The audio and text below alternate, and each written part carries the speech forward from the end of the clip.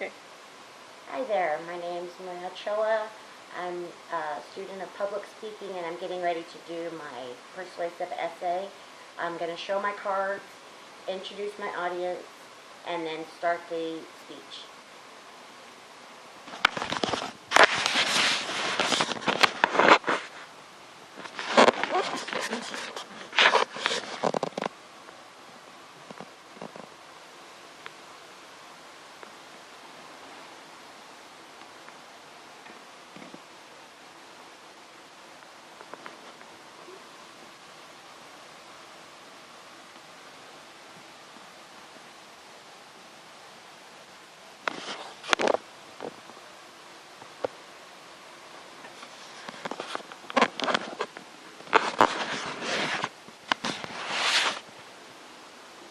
Enrique.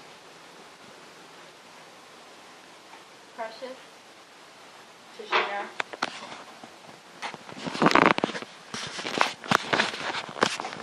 Mariah.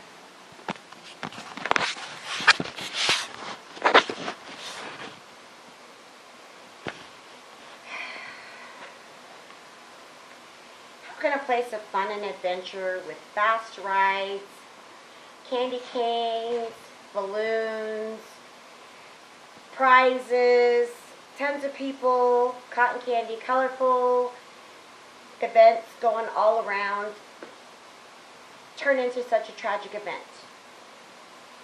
Last May, during the Cinco de Mayo parade and carnival, there was a young girl by the name of Elizabeth Galbraith. She was 11 years old. She got hurt on a carnival ride and was scalped almost entirely. Her whole head was scalped. My daughter was in line to be next on the ride. So apparently her hair got entangled in the ride after a sudden jolt and a sudden stop of the ride, and it caused her to fall to the ground, and her hair got stuck and caught in a spinning mechanism. It took them 5 to 10 minutes to get the ride to stop. It wasn't the ride operator that stopped the ride, it was a bystander. The ride operator apparently ran to go get help as the ride was still spinning. The incident was on the news, and apparently days after the incident, we found out that there should have been seatbelts on the ride, according to the newscaster. Clearly, this was an unsafe oversight, but who's to blame? There are three main causes that contribute to preventable incidences. Equipment malfunction, lack of quality control. Apparently, after sliding off the ride, the father was told that this went on for 5 to 10 minutes as it ripped and pulled his daughter around. The hardware falling apart, like a gondola falling from the top of a carnival ride all the way down to the ground, 15 feet, 20 feet, however high that ride happens to be. And then there's quick setups and teardowns, making it a rush job. So that could easily cause somebody to miss a bolt or to be in such a hurry that they, miss a step. Then there's the ride operators being negligent, being under the influence. Alcohol or drugs could be a factor that obviously impairs the ride operator to be more observant of his riders, and it's unethical. You shouldn't be drunk in public while working with the public.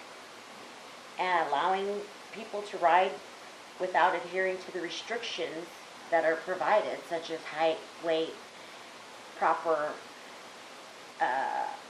rules that need to be followed, and people aren't following them. We need to mandate stricter laws. We need to demand more frequent spot checks. Make logbooks require 2 signatures instead of just 1. That way, if something are to happen, they can't say, well, I wrote this, and somebody could falsify paperwork and saying, well, I checked it. Well, if your signature's on that paperwork, guess what? You're responsible, whether you checked it or not. Because if you check it, you're lying and it's not being taken care of.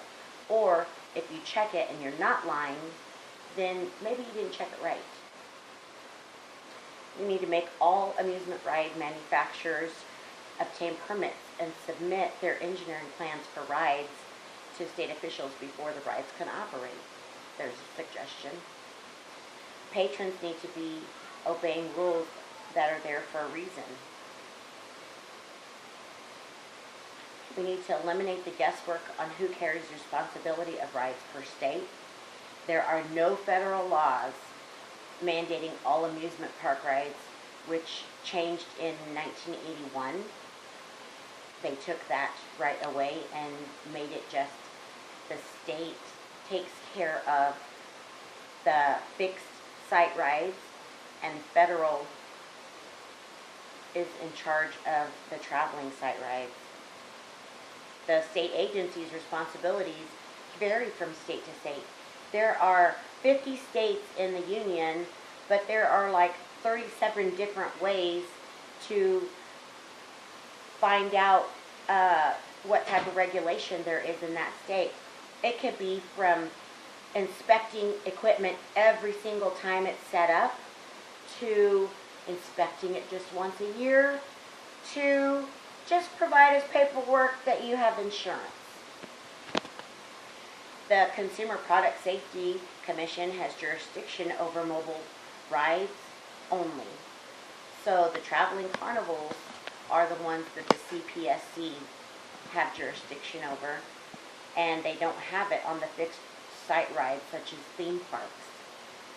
The amusement ride must undergo the same scrutiny as any consumer product, because it is possible to help deter this from happening if we all can get the lawmakers to amend the laws to make these rides safer. The ride operators are not watching the riders during the ride to ensure safety for everyone for the entirety of the ride. The restraints are not there. Apparently, when young Elizabeth Galbraith got injured at Cinco de Mayo last year, we find out through the newscaster's research that the ride was supposed to have seatbelts, and there were no seatbelts on that ride. Passengers are also able to undo the restraints, including children who can easily fall out or fall off of the ride. Restraints are not designed to fit obese people or underweight people. They're pretty much uniform, one size fits all. Well, not one size fits all. And the restraints, like I say, are not available like they were for Elizabeth Galbraith. Now, if changes were made, I feel that a big percentage of these tragedies would lessen. And lawmakers should uniformly amend all the laws, so what is right in California can be right in Texas, can be right in Idaho, can be right in Nevada. The other thing that we can do is make sure that the patrons follow all the laws and the regulations when they go to these amusement parks. There are signs posted everywhere, signs telling you to secure all your loose articles, including wallets, change, sunglasses, cell phones, and hats. If you're on a ride and a hat or somebody's sunglasses fly off, you're spinning at a great amount of speed that if something were to hit you, you could be seriously injured. Do not board a ride impaired. That could cause a number of things to happen. You could fall. You could bump into somebody else and make them fall. You could even just vomit. that is disgusting enough in itself.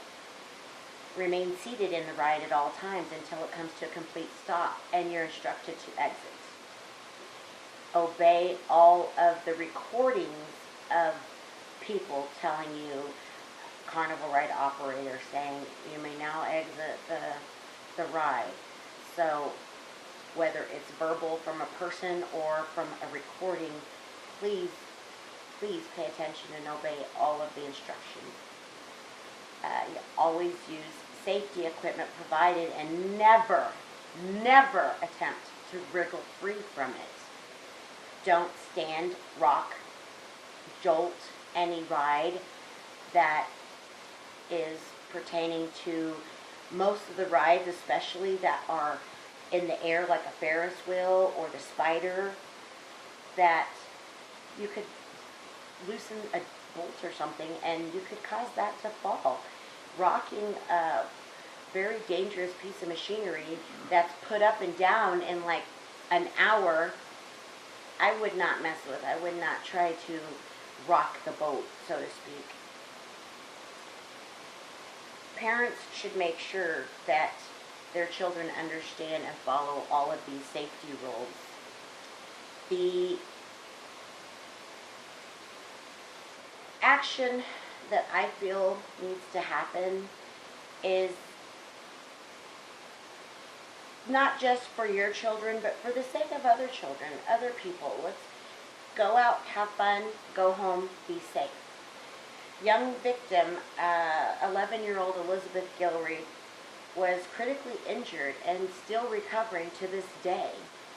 She may have to wear a wig for the rest of her life. Hair may not grow back.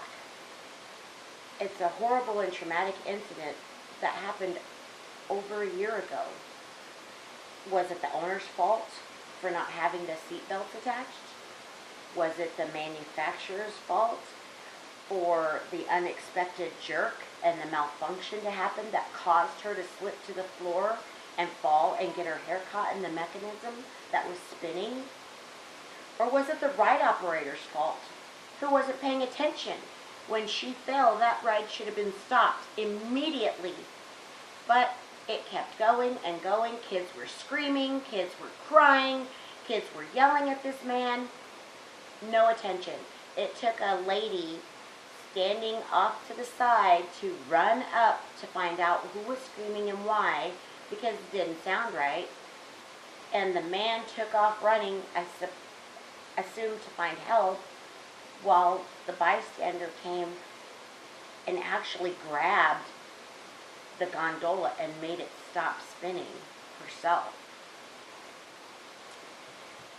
So, who's to blame? Who's to say?